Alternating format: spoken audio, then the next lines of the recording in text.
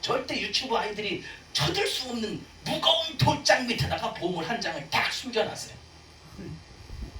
그리고 딱 돌려보냈어요. 여기가 보물 숨겨놓은 곳이다. 돌려보냈어요. 그랬더니 아까는 징징대고 울고 했던 애가 전도사님 따라서 그 순서에 프로그램에 들어가겠다는 거야.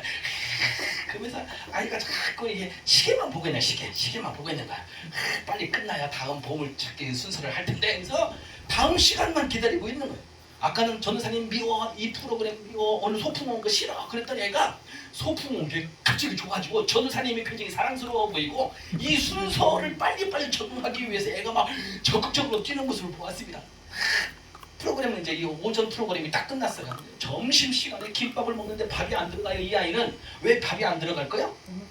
네, 점심시간 이후에 보물 찾는 순서가 있는데 그 시간에 목사님이 숨겨둔 보물 찾기는 위치를 안다 이거예요. 점심시간에 김밥이 입으로 안 들어가요. 코로 들어가는지 입으로 들어가는지. 점심시간 끝나고 전사님이 보물 찾기 시작하니까 다른 아이들은 어디 숨었나 천천히 찾는데 걔는 발바닥이 안 보이게 막 다른 박질에서 아이들이 쳐들 수도 없는 그 무거운 돌짝 바위 바로 밑에 손을 푹 집어넣더니 보물을 찾아냈을까요? 안 찾아냈을까요? 찾았어요. 당연히 찾아냈죠. 목사님이 알려주셨으니까. 그냥 얼마나 신바람나게 맨 먼저 1번으로 보물 찾아 전사님한테 왔어요. 아까는 전사님 삐져서 쳐다보지도 않고 째려보던 아이가 전사님 선물 주실 것을 기다리면서 전사님 사모하고 사랑하는 마음으로 쳐다보는 그 모습을 보면서 저는 이런 생각을 해봤습니다. 사람의 마음이 다 똑같지 않나 그런 생각을 해봅니다. 여러분 성경에도 여러분 보물을 미리 알려주신 곳들이 있습니다. 천국의 보물 어디에 있어요? 성경 속에 있어요. 천국의 보물 누가 알려주셨어요? 예수님께서 알려주셨습니다. 성경만 봐도 천국의 보물 찾는 거 쉽습니다. 주님의 말씀만 귀 담아 들어도 천국의 보물이 어디에 있는지 또 천국의 보물은 무엇인지 정확하게 여러분이 알 수 있다는 말씀을 알려드립니다. 오늘 성경 말씀 함께 보면서 천국의 보물이 어디에 숨어 있는지 함께 묵상하고 살펴보는 시간이 되었으면 합니다.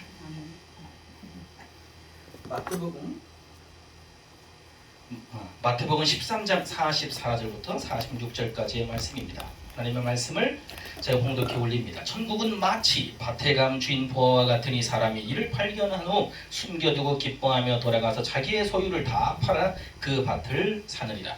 또 천국은 마치 좋은 진주를 구하는 장사와 같으니 그렇게 값진 진주 하나를 발견하며 가서 자기의 소유를 다 팔아 그 진주를 사느니라. 할렐루야. 이 말씀을 보면 밭에 감추인 보물을 찾은 농부의 비유가 나오고 이어서 10드라크마 중에 동전 한 입을 잃어버려서 집안을 다 사사리 뒤져서 한 입 찾은 여인의 비유가 등장합니다. 그 이후에도 여러 천국의 보물을 찾는 비유가 등장하긴 하는데요. 이 두 가지를 먼저 살펴보고 그 다음에 예수님이 보물 찾는 예수님의 보물 찾는 본문이 한 구절이 있어서 먼저 그 구절을 읽어드리고 시작하겠습니다. 먼저는 누가복음 15장의 말씀인데 여러분이 잘 아시는 100마리의 양 중에 잃어버린 한 마리의 양을 찾아내서 예수님의 비유가 있고요. 그리고 동전을 아까 말씀하고 섞였네요. 아까 예, 밭에 감추인 보물을 찾은 농부의 비유와 아까 마태복음에서 읽은 말씀은 진주를 찾은 진주 장사의 이야기가 나왔고요. 지금 누가복음 15장에 예수님이 보물 찾는 비유는 첫 번째 10마리의 양 중에 잃어버린 한 마리의 양을 찾아와서 잔치를 벌인 비유가 등장하고 10드라크마 10개의 동전 중에 한 입을 잃어버린 여인이 집안을 샅샅이 뒤져서 한 입을 찾아서 잔치를 여는 비유. 그리고 세 번째 누가복음 15장에 등장하는 비유가 탕자의 비유. 아버지 속썩이고 아버지 유산을 들고 나가서 탕진하고 후회하고 회개하고 돌아와 아버지 품에 안긴 탕자의 비유를 여러분이 너무나 잘 아실 것입니다. 이것이 바로 예수님이 보물을 찾은 예수님이 영혼을 구원하는 비유의 말씀을 누가복음 15장 말씀에서 우리에게 알려주고 있습니다. 자, 이렇게 두 가지의 말씀을 교차적으로 전해 드릴 텐데요. 먼저는 아까 천국의 마태복음 13장 말씀에 읽어드린 본문에 밭에 감추인 보물을 찾은 보아와 그리고 진주 장사가 진주를 찾은 비유에서 세 가지의 공통적인 단어가 등장합니다. 저를 따라서 하겠습니다. 첫 번째는 자, 보물을 찾았다. 첫 번째 따라서 해보세요. 찾았다. 찾았다. 보물을 찾는 게 중요합니다. 네. 예. 두 번째 따라서 해보세요. 팔았다. 팔았다. 자기의 소유를 팔았대요. 그 밭에 감추인 보물을 차지하기 위해서 말이죠.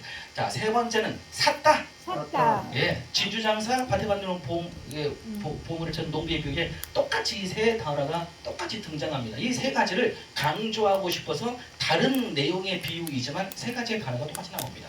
자, 첫 번째, 이 강조하고 싶은 세 가지의 단어 중에 찾았다. 자, 우리가 보물을 찾기 위해서 어느 곳을 가야 된다고 했습니까? 어두운 곳, 외진 곳, 사람이 찾지 않는 곳, 돌짝밭, 그곳에 보물이 숨겨져 있습니다. 눈에 잘 안 띄는 곳, 사람들이 많이 찾지 아니하는 곳에 보물이 숨겨져 있습니다. 그런데 이 보물이 우리는 찾고 찾는다고 하지만 사실은 잃어버렸기 때문에 찾는 것이죠. 누군가는 그 보물을 잃어버린 것이지요. 누군가는 그 양을 잃어버린 것이죠. 누군가는 그 동전을 잃어버린 것이지요. 잃어버렸다라고 한다면 예수님 당시에 오늘날로 따져버리면 이런 것입니다. 부모님께 버림받은 사람도 있습니다. 집을 잃어버린 사람이 있습니다. 가족을 잃어버린 사람이 있습니다. 제가 이번 올해 1월 말쯤에 오살리기도원에서 47년 전에 잃어버린 형을 찾은 아주 기적적인 사건을 경험을 했습니다. 여러분 47년이면 내일 조금만 지나면 50년입니다. 80년도에 이산가족 찾기 위해서 6.25 전쟁 때 잃어버렸던 이산가족을 찾은 사람들은 한 30년 만에 찾은 거라면 저는 올해 1월 달에 47년 만에 형을 찾았으니까 이건 뭐 기적이 아닐 수가 없지요. 잃어버렸기 때문에 다시 찾는 것입니다. 어딘가에 잃어버린 형제가 있습니다. 잃어버린 영혼이 있습니다. 잃어버린 가족이 있습니다. 때로는 우리의 건강을 잃어버린 사람이 있습니다. 어떤 일은 그것 때문에 장애를 입기도 하고요. 입이, 눈이, 그리고 온몸이 병으로 인하여 평생 그렇게 장애를 입고 잃어버린 인생을 살아가는 경우가 있습니다. 양 한 마리를 잃어버린 것처럼, 동전 한 입을 잃어버린 것처럼, 재산을 탕진하고 떠난 가족을 잃어버리고 부모 형제를 잃어버린 탕자처럼 말이죠. 우리 주변에는 잃어버리고 버림받은 영혼들이 많이 있다는 것이죠. 그런데 바로 이렇게 우리에게 찾았다라고 하는 것은 우리에게 찾으라고 명령하신 주님의 명령이기도 하고, 주님도 또한 우리에게 찾으라고 하신 주님의 명령과 삶을 그대로 살아주셨습니다. 주님께서는 우리에게 찾으라 이렇게 명령하셨습니다. 너희는 온 천하에 다니며 만민에게 복음을 전파라고 말씀하고 있습니다. 또한 100마리의 양 중에 잃어버린 한 마리의 양을 찾은 목자의 비유를 마무리하면서 비유의 결론을 성경은 이렇게 말씀합니다. 이와 같이 죄인 하나가 회개하면 하늘에서는 회개할 것 없는 의인 99으로 인하여 기뻐하는 것보다 더하리라. 목자는 잃어버린 한 마리, 또한 그 한 마리의 양은 가족을 잃어버린 거나 마찬가지입니다. 길을 잃어버린 거나 마찬가지입니다. 또는 이런 방법이 있습니다. 세 번째 등장, 누가복음 15장 세 번째 등장하는 비유가 탕자의 비유 아닙니까? 둘째 아들은 무엇 때문에 가족을 잃어버렸어요? 자기 스스로 부모를 찬 거예요. 자기 스스로 형을 찬 거예요. 부잣집인 그 부자의 재산을 모두 차버린 거예요. 방탕한 삶을 자신이 선택한 거예요. 죄인의 길을 선택한 거예요. 이런 사람들도 잃어버린 영혼들입니다. 아멘. 우리 주변에 교회를 떠나고 예수를 떠나고 사랑을 떠나고 가족을 떠나서 헤매고 있는 영혼이 있다면 그들을 찾으러 나가라고 하는 것이 주님의 명령이고, 또 그렇게 찾아 떠나신 분이 예수님의 삶이었다라고 하는 것을 기억해 줄 필요가 있습니다. 많은 사람들은 예수님을 향하여 손가락질하고 비웃기조차 했습니다. 예수님 당시에 예수님을 향하여 이렇게 말한 바리새인의 말을 제가 들려드리겠습니다. 마태복음 19장에 말씀하시기를 바리새인들이 보고 그 제자들에게 이르되 어찌하여 너희 선생은 세리와 죄인들과 함께 잡수시느냐. 아하! 예수님은 그 당시에 세리, 죄인, 깡패들, 어깨들, 돈 뺏어가고 세금 뺏어가는 그 나쁜 녀석들을 사람들은 죄인이라고 세리라고 비웃으며 그 집 문 앞에도 들어가지 않았습니다. 그런데 예수님은 어디 계셨다고요? 예루살렘 성전 안에서 예배드리고 계셨다고요? 아닙니다. 부잣집에 예수 잘 믿는 성경을 가르치는 석기관과 같이 성경을 논하고 계셨다고요? 바리새인같이 율법을 이야기하고 계셨다고요? 아닙니다.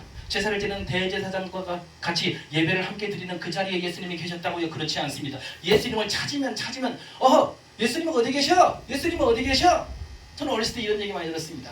교회에서 누구나 동네에서 야 수철이 어디 갔어? 아 거기 신흥교회 가서 저녁 때 기도하고 있을 거야. 서울에 올라왔는데 누가 선생님이 그랬대요. 교회 학교 선생님이 설수철 선생님 어디 계세요? 저 본당에서 기도하고 있을 거예요. 몇 시에 물어봤길래 이렇게 대답했을까요?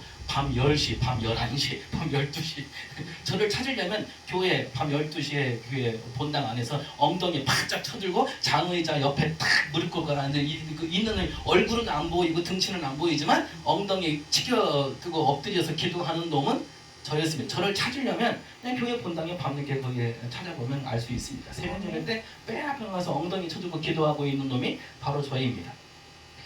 이렇게 우리의 삶은 바로 어두운 구석에서 말씀을 전하고 전도하고 잃어버린 영혼을 찾아 헤매는 그곳에 바로 주님이 계시기에 우리는 주님 계신 그곳을 찾아가는 것이죠.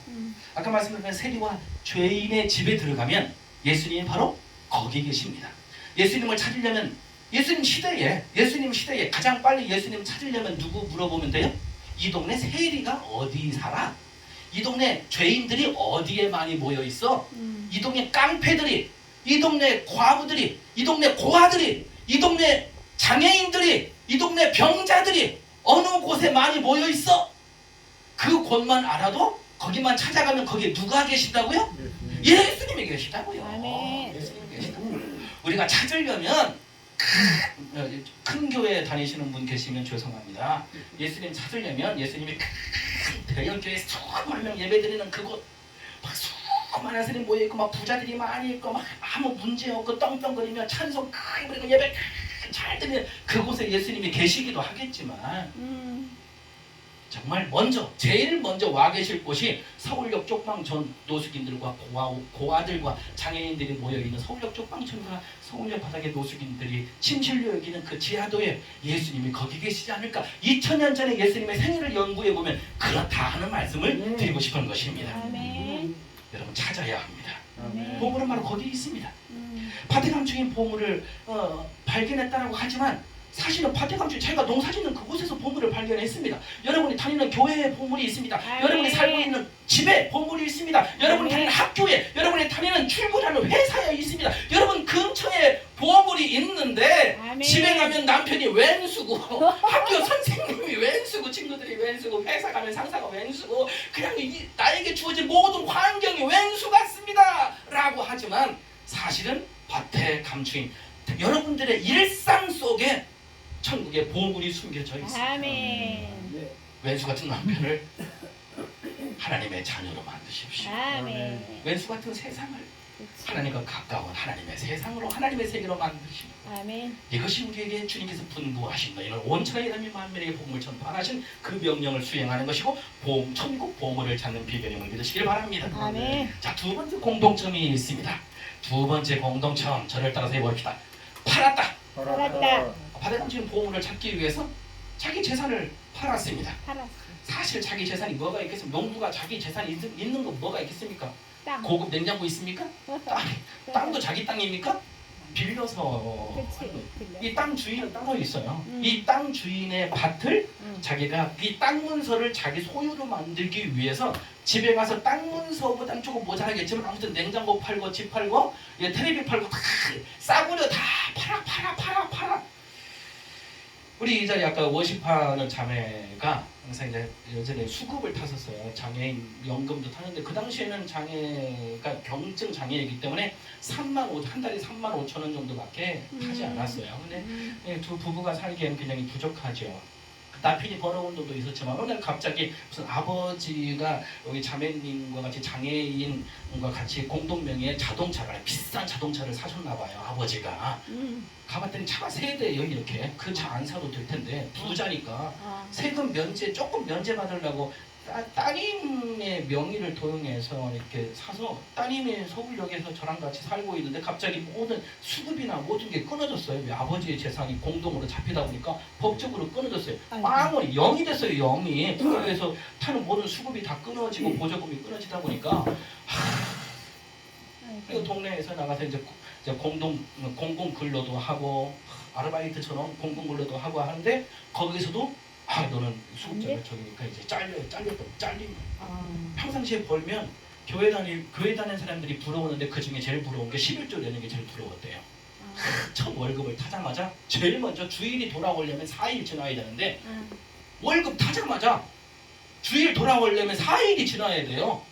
11조를 중간에 내더라니까. 중간에 수요일 날 목요일 날. 세상에 우리 따님 우리 저 자매가 믿음이 얼마나 큰지 박수 한번 보십시다. 아멘. 남이 11조 내는 거 이게 질투가 느껴지는 거야. 아, 그런데 그렇게 11조를 내다가 11조가 끊어진 거예요. 왜? 그 이제 법절이 이렇게 걸려갖고 수입이 갑자기 끊어지는 거예요. 근데 저 다음 달부터 백수가 되는 걸 저는 걱정했는데 이 자매가 다음 달 목사님 이번 달 20 며칠 날 저 잘려요. 걱정돼서 위로해 줬는데 자매가 저한테 뭐라 그러는 줄 아세요?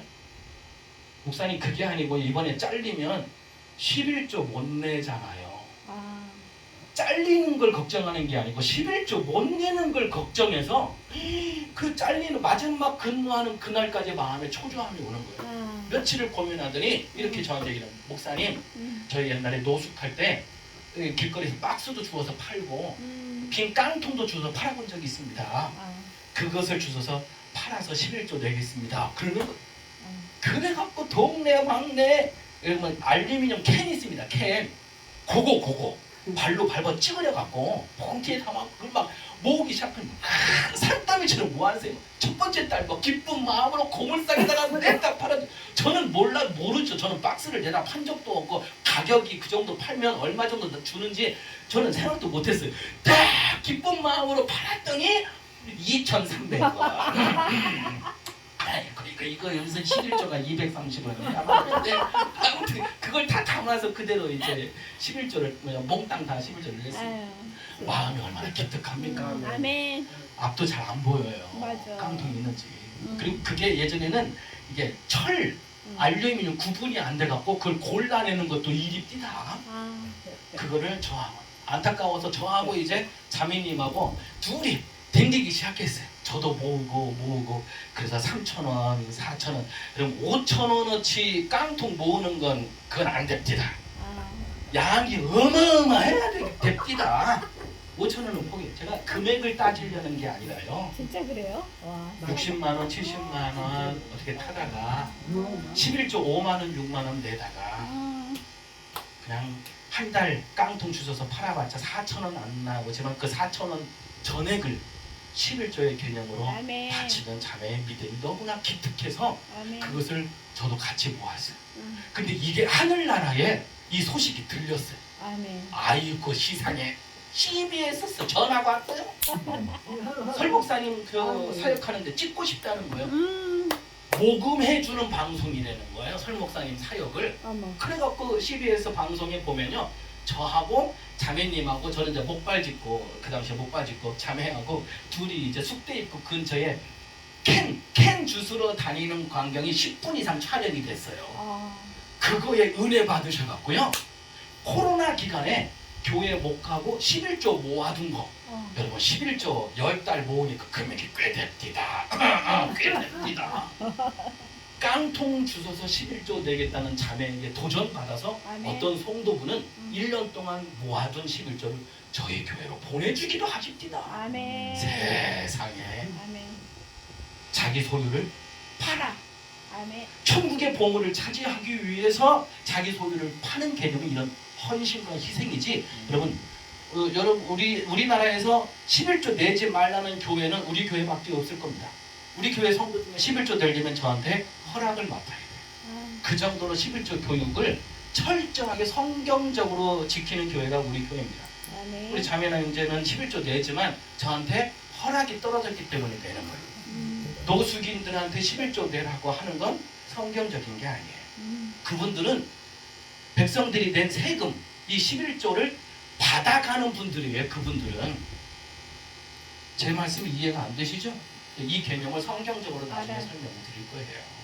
교회는 헌금을 바치는 사람들의 줄이 있고, 가난해서 헌금조차 드리지 못하는, 11조조차 드리지 못하는 사람들이 있어요. 그들에게 구제하고 구제 헌금을 나누어주는 두 번째 줄이 초대교회에도 있었어요. 2000년 전에 유대 사회에는 그렇게 있었단 말이에요. 11조는 그런 개념인 거예요. 아무튼 그건 나중에 설명을 드리고, 천국의 보물, 예수님의 귀하고 하나님의 자녀가 된 것이 기쁜 나머지 하나님께 드리고 싶은 마음이 우리의 자녀된 도리로서 우리의 마음이라는 것이죠. 아멘. 그래서 11조를 깡통을 주워서라도 박스를 주워서라도 그걸 팔아서 드리고 싶은데 그것을 드리겠다는 거예요. 예전에 냈던 11조의 금액보다는 훨씬 못 미치는 금액인데 하나님께서는 그 2,300원을 우리 자매가 그러더라고요. 저는 2,300원 드렸는데요. 하나님은 2,300만 원 어치 받은 걸로 믿습니다. 자매가 그러더라고요. 그럼 박수 한번 쳐봐요. 믿음이 큰 거 아니겠습니까? 아멘. 그 방송을 보시고 은혜 받으신 분들이 저희 교회를 아직도 후원하고 있습니다. 와, 얼마나 감사한지 모릅니다. 이렇게 천국의 보물을 발견하신 여러분 하십시오. 아멘. 하나님께 자기의 내가 소중하게 여기는 육신의 소유, 내가 그동안 욕심부리고 그리고 야망으로 내가 꿈꾸고 왔던 내 물질 중심의 이 욕심, 나를 파괴하고 나를 썩게 만드는 것, 그거 주님 앞에 내어놓으십시오. 아멘. 주님께서는 우리에게 천국 보물을 주시지만 우리에게 받아가시는 것들 뭐예요? 절대로 죄, 죄악. 죄야. 주님께서는 우리에게 죄악만 받아가셨어요. 아멘. 그런데 주님께서는 그 죄 다 용서하시고 구원의 복을 우리에게 주시지 않았습니까? 어린 아이 때부터 우리는 복을 찾기 좋아했던 것처럼 그 모래 큰 무더기 주먹 탁 집어넣고 둥둥둥 두드리면서 뭐라고 그랬어요? 두꺼봐 헌집 줄게 새집 따오. 우리가 주님 앞에 두꺼봐 헌집 줄게 이런 새끼들이 이게 아주 너무 애들이 좀 철이 없나 봐. 두꺼비한테 왜 헌집 주고 새집을 바래? 재개발 해달라 이거지. 재개발. 우리가 천국에 하나님께 드리는 것도 수치스럽고 너무나 더러운 죄밖에 드린 것이 없어요. 허물과 죄밖에 드린 것이 없어요. 하나님 두꺼봐가 아니라 예수님 죄와 허물을 드릴 테니 천국 보물 우리에게 주시옵소서. 아멘. 어린아이가 외쳤던 것처럼 우리는 그렇게 기도하는 거예요. 아멘. 우리는 우리의 육신의 소유를 팔아서 주님께 드리지만 주님께서는 천국의 보물을 우리에게 주시어 복 내려 주실 줄 믿습니다. 아멘. 이렇게 우리 자매가요 11조를 그렇게 하기 시작하니까요 얼레리요 세계에서 제일 큰 기도원이라고 있어요. 어디요 그게? 은혜 맨날 쬐까는 교회만 부흥회 다니고 집회 다니고 했는데 오살리 기도원에 어머. 세워주시는데 그냥 처음에는 모르고 갔어요. 모르고 서고 이제 거기는요 워십 신학교 출신들 부채춤 추고 막 열댓 명이 서야 그 큰 기도원이 꽉 차요. 우리는 딸랑 3명만 서요. 딸랑 어떤 데는 2명만 딸랑 서요. 그 큰 무대 오살리 기도원 큰 무대에. 그래갖고 저희는 부끄럽고 떨리고 그래요. 근데 내려왔는데요 사람들이 줄을 섭디다. 은혜 받았다 엄마. 등을 눈물을 흘리고 옆에서 설교하고 가시는 목사님이 우리를 째려보고 가시는 것 같아요. 우리한테 호주머니에다가 봉투 그냥 넣어주시고 그냥 어떤 분은 막 제일 많이 넣어주신 분이 지난번에 100만 원 넣어주시고 막 봉투에 그래 아니요. 은혜 받으니까요 오설리 기도원에 우리가 설 수 있으면 지금도 계속 설 수 있게끔 하나님이 열어주시더라고요. 아멘. 그런데 그거보다 우리 자매가 하는 고백이 더 믿음직스럽기다. 그렇지. 내가 하나님께 11조를 드리니까 하나님께서 저를 받으셔서 2,300만 원어치로 받으셔서 아멘. 이렇게 복을 줍디다 해갖고요 11조 전도사가 됐어요. 교회에 처음 교회 데리고 누구 전도를 해왔는데요. 언니 우리 교회 너무 좋아. 목사님 설교도 재밌고 은혜로 와 하면서 말 끝나자마자 근데 11조 내야 돼. 새 신자한테 자기는 11조 내서 그것도 죄송합니다. 230원 11조가 1,000원 2,000원이 근데 11조 내서 복을 받았으니까 이 쪽방촌에 사는 가난한 언니도 복 받게 하고 싶었는지 자매는 11조 내라고 그 언니한테 얘기를 한 거예요. 그랬더니 언니가 나이 먹은 언니가 2-3번 나오더니 지금까지 안 나오세요 교회를. 이 정도로 하나님께 내 소유를 바쳤더니 천국의 보유를 보화를 하나님께서 주셨다. 우리 자매가 그것들을 체험하니까 복받게 하려고 이렇게 11조 전도사가 된 거 아니겠습니까? 그 믿음이 큰 거지. 저희 교회는 절대 헌금 강요 안 하고 헌금 내는 시간조차 제가 허락하지 않아요. 노숙인기 가난한 쪽방민들한테. 아무튼 그렇다는 거. 근데 저 자매는 하나님께 드리고 싶은 마음에 그리고면서 뭐라고 11조를 낸다라고 고백하냐면 맨날 설 목사님의 어디 뭐 대리운전하고 뭐 해서 아르바이트해서 번 돈으로 쪽방민들 노숙인들 이렇게 섬기고 하는데 목사님이 섬기는 일에 저도 보태겠습니다. 그래서 11조 내겠다고 저를 설득을 한 거예요. 저보다 목회자보다 믿음이 더 좋은 것 같아요. 그래서 제가 부흥회 때마다 저 양반들을 데리고 다니는 게 저보다 은혜를 더 끼치기 때문에 저 양반들을 제가 모시고 다니는 거예요. 아멘. 아무튼 여러분도 자기의 소유를 다 팔아 천국 보물을 수호하여 하늘의 큰 상급과 이 땅에 사는 복을 누리실 수 있기를 주님의 이름으로 축원합니다. 세 번째 공통 분모가 있는데 바로 절단소 샀다. 이게 보물이 남의 거란 말이죠. 남의 땅에 숨겨져 있으니까 남의 거란 말이죠. 아직도 찾지 않았으니까 남의 거란 말이죠. 이것을 사야 돼요. 내 소유를 팔아서 내 것으로 만들어야 돼요. 예수님을 믿어도 성경 공부했다고 해서 예수 믿는 거예요? 교회 1년 이상, 2년 이상, 3년 이상 다녔다고 해서 예수 믿는 거예요? 11조를 반드시 내야 권사가 되고 장로가 되고 목사가 되고 그러는 거예요? 내가 어느 순간에 무엇 수준에 도달하면 정말로 예수를 진정으로 믿는 사람으로 채택이 돼서 내가 어느 직분 받고 올라가는 거예요? 예수님을 배우고 아는 경지가 아니라 예수님을 내 안에 체험하는 내 것으로 만드는 역사를 경험하실 수 있기를 바랍니다. 아멘. 설교를 들으면 아멘을 해요. 아멘. 아멘 하면서 우리 집사님이 하시는 말씀이세요. 아멘! 집에 있는 우리 왼수 같은 남편이 들어야 되는데 아멘은 크게 하는데 내 것으로 말씀을 받지 아니하고 집에 있는 왼수 같은 남편이 저 설교를 들어야 되는데 라고 말합니다. 목사님께서 성령 받아라 성령 충만을 강조하고 설교하시지만 그거는 저기 여의도에 순복음교회 다니는 양반들이나 성령 받고 성령 충만도 남의 거 선포되는 말씀도 남이 들어야 할 말씀으로 치부해버립니다. 아니에요. 가지 떨어진 포도나무와 같습니다.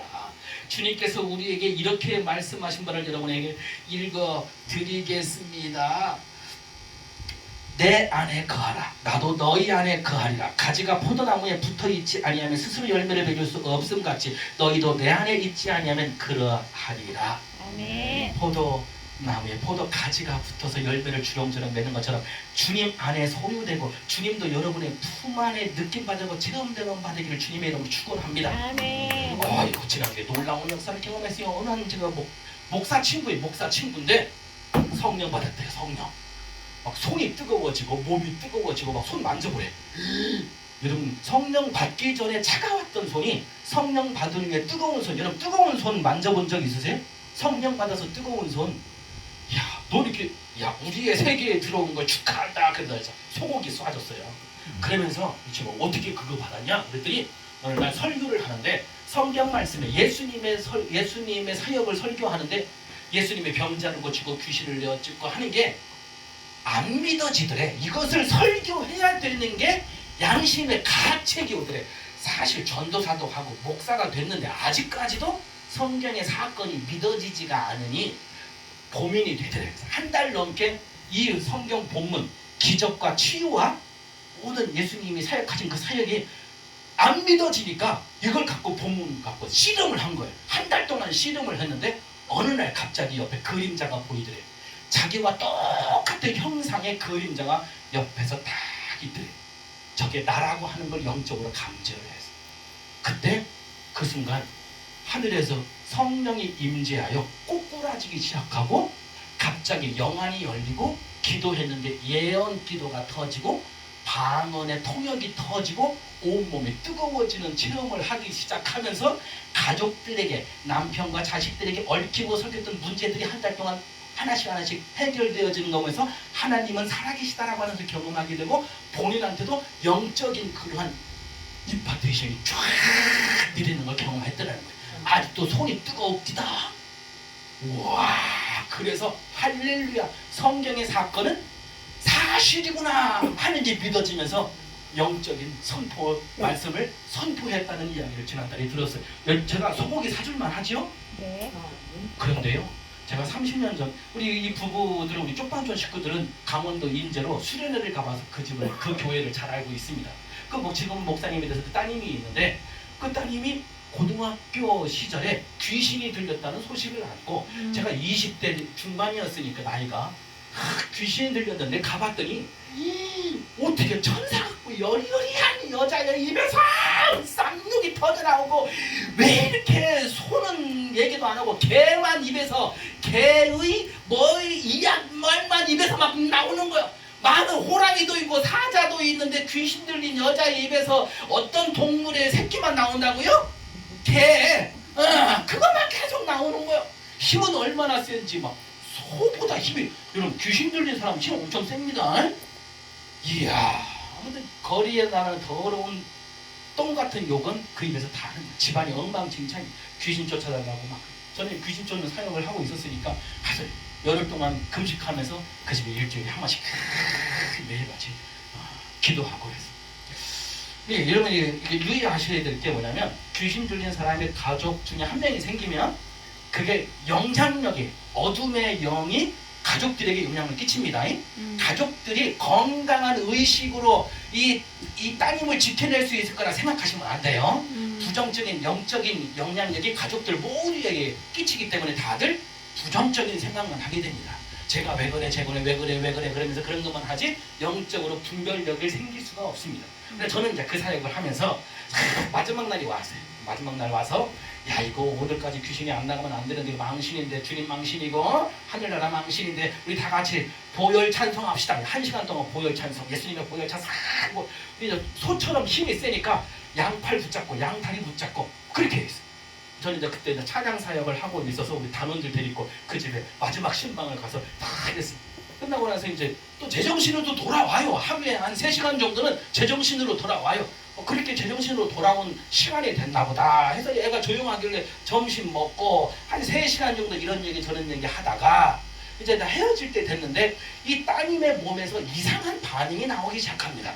이상한 반응은 몸에서 간지럽다는 거예요. 따갑다는 거예요. 전 딱 감지하기를 예, 화상 입었구나. 이야기 여러분 화상 증상이 똑같더라고요.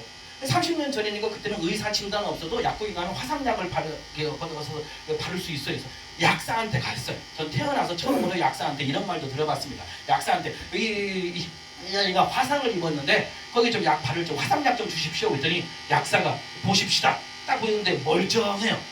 화상 입은 것이 멀쩡하고 깨끗합니다. 저보고 미치셨어요? 그래요. 저보고 아픈이에요. 저보고 아무튼 주세요. 그리고 해서 한 달 동안 화상약을 발랐는데 어느 부위에 발랐냐?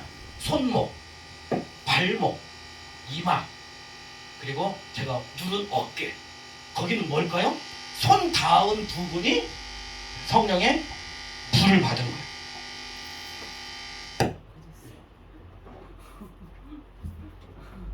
이해하겠죠?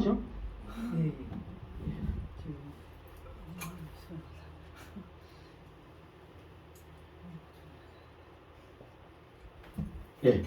아이고 시원하다. 에이. 예, 영적으로 역사를 하는 거만 귀신 얘기하니까 그런 거예요. 귀신 이렇게 진짜요. 예, 귀신이 역사하면 악기도 꺼지고 앰프도 꺼지고 난리 납니다. 이건 제가 상식적으로 말씀을 드리는 거예요. 앰프가 갑자기 조명이 꺼지고 하는 일은 제가 찬양 사역하면서 숱하게 경험한 거니까 이해를 하십시오.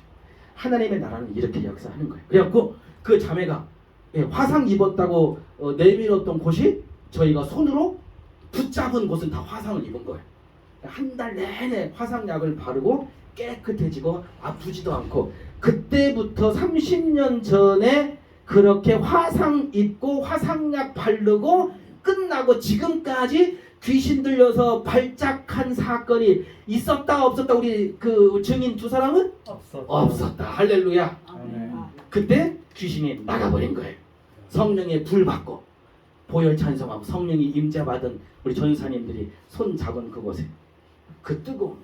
여러분 예수님이 주님이 성령이 여러분과 함께 하시면 여러분 몸이 뜨거워지는 역사가 있을 줄 믿습니다. 암병과 여러분의 모든 것 녹아지는 역사가 있을 줄 믿습니다. 주님의 보혈의 피가 여러분의 혈관을 흘러 여러분의 모든 질병 여러분 타락을 썩어 빠진 모든 피는 다 말하게 씻어줄 줄 믿습니다. 성령의 검으로 수술하셔서 우리 모든 질병을 고쳐주실 줄로 믿습니다. 아멘. 앉은 내가 일어나고 아멘. 빠진 어깨가 붓고 눈먼 자는 눈을 뜨는 기적이 아멘. 성경에서뿐만 아니라 지금도 일어나는 역사가 있을 줄 믿습니다. 아멘. 주님이 우리 몸 아멘. 바깥에 계신 게 아니라 주님이 교회 바깥에 계신 게 아니라 우리 안에 있으면 아이고 내가 입술을 열겠사오니 주님이 선포하시옵소서 아멘. 하시면 되는 거예요. 내가 손을 얹겠사오니 주님이 고쳐주시옵소서. 아멘. 내가 발을 내딛겠사오니 주님이 그 땅을 정복해 주시옵소서. 아멘. 여러분이 주님과 함께 계시다면 여러분이 선포하는 말씀 주님의 말씀이 되는 거예요. 아멘. 여러분이 손을 얹고 기도하는 그곳에 기적과 치유의 역사가 일어날 줄 믿습니다. 아멘. 여러분 것으로 사야 되는 거예요. 아멘. 내 소유예요. 그 아멘. 말씀을 목사님의 말씀이라 주님의 말씀이에요. 남편이 들어야 할, 저 고집사님이 들어야 할, 강집사님이 들어야 할 설교가 아니고 내가 들어야 할 설교인 아멘. 것이죠. 아멘. 병든 자에게 손을 얹으라는 말씀은 목사님 불러서 얹으라는 게 아니라 여러분이 얹으셔도 돼요. 내가 내 다리에 손을 얹어도 되는 거예요. 아멘. 내 안에 주님이 계십니까? 아멘. 여러분 꼭 그렇게 주님 만나서 주님의 성경의 사건, 성령의 역사가 여러분의 역사로 경험되어지고 체험되어지는 역사가 있어지기를 간절히 소원합니다. 아멘. 결론을 내립니다. 첫 번째 저를 따라 세우세요. 찾아야 한다. 찾아야 한다. 잃어버린 자, 병든 자, 고통받는 자, 어두운 곳, 여러분 그곳으로 가십시오. 아멘. 그곳에 보물이 있습니다. 아멘. 저를 따라서 해보세요. 팔아야 한다. 팔아야 한다. 죄악과 근심, 질병까지 주님께 파십시오. 아멘. 주님은 천국 보화로 갚아주십니다. 아멘. 저를 따라서 세 번째, 사야 한다. 사야 한다. 여러분 사모하십시오.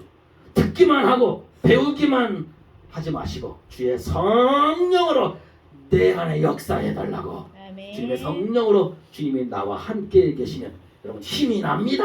아멘. 신바람이 납니다. 성령의 춤을 추게 되어 있습니다. 아멘. 그러한 주님과 내가 하나, 성령과 내가 하나, 하나님과 내가 하나 되는 역사. 아멘. 보물을 밭에 숨겨둬봤자 그 남의 거요. 밭 주인 거예요. 집에서 동전 하나, 드라크마 하나를 잃어버린 그 아줌마, 자기는 9개밖에 없어 굴러댕기는 그거 남의 거요. 그치. 그걸 소유하는 순간 아멘. 그 기쁨을 주체하지 못해서 저를 따라서 해보세요. 한턱 쐈다. 한턱 쐈다. 아멘. 아멘. 아멘. 여러분 100마리의 양 중에 한 마리의 양을 잃어버렸지만 음. 목자가 잃어버린 한 마리의 양을 찾아서 얼마나 기뻤는지 어깨에 메고 내려왔습니다. 그리고 친구들한테 전화했어요. 친구들아 집합 전화합니다. 다 우리 집으로 집합. 이웃들을 벗들을 초청하여 한턱을 쐈다 안 쐈다? 쐈다. 이런 드라크마 동전 하나가 얼마나 비싼지 모르겠지만 이 여인도 친구들 다 전화해서 다 불러요. 내가 한턱 쏠게. 왜? 동전 하나 찾았다. 야 그게 뭐가 대수라고?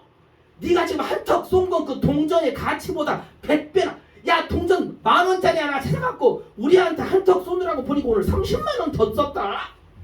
이게 기쁨인 거예요. 아멘. 탕자의 비유를 보십시다. 둘째 아들 아버지의 재산을 다 탕진했음에도 불구하고 모든 재산을 둘째 아들 속썩이는 싸가지 없는 놈이 다 탕진했음에도 불구하고 아버지는 탕진한 재산 아까워하지 않았습니다. 잃어버린 아들, 죽었다가 다시 살아난 아들만 맞이했습니다. 우리는 물질 여러분 탕진하는 게 아니에요. 아멘. 한 영혼을 살리고 싶어하는 주님의 마음, 하나님 아버지의 마음이 가는 대로 우리는 하고 있다는 것이지요.